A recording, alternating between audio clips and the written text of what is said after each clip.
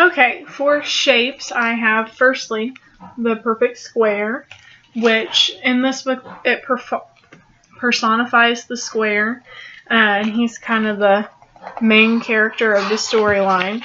So it says the square, he was happy, and there's a kid every day who comes and he makes different things out of the kid. So on this day he had cut little circles out of him, so they add circles, and then out of the circles in the broken square he makes this fountain.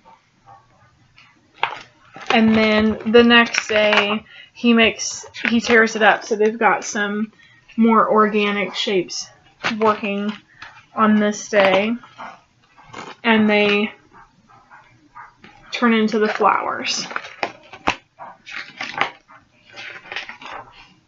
They do some more kind of organic, and then they've got some more basic geometric shapes here where it's shattered and he's made a bridge. And they also, I feel like, have a really good use of colors, because they do these real solid pages and then they connect it to the pieces, and then the next page where they put it together,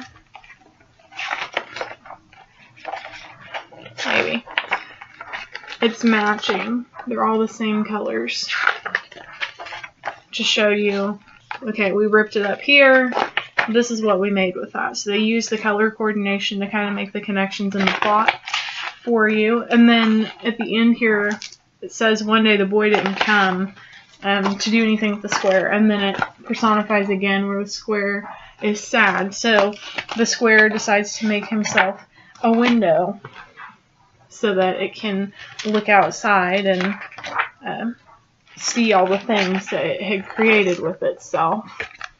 And then it's happy again. So that's this book. And then I've also got Mouth Shapes, which uses a really interesting form also. In this book, the pictures are almost like actual photographs where they've taken pieces of felt or construction paper and they've kind of ripped them up to create the shapes that they wanted, and it makes it really three-dimensional. So the use of the shapes in this, obviously, the plot kind of focuses on the shapes because the name of the book is Mouth Shapes. But also, the use of the shapes really add to the characters themselves. So here they're like building themselves a house, and then they build a tree and a sun, and they're kind of creating their own setting with that. And then later on in the story they make a fish, and then they're like, well, if there's a fish then there's probably a cat, and it's kind of foreshadowing that there actually really is a cat waiting to get these mice. And then they make themselves out of the shapes. So a little more straightforward interpretation of the use of shapes in this book.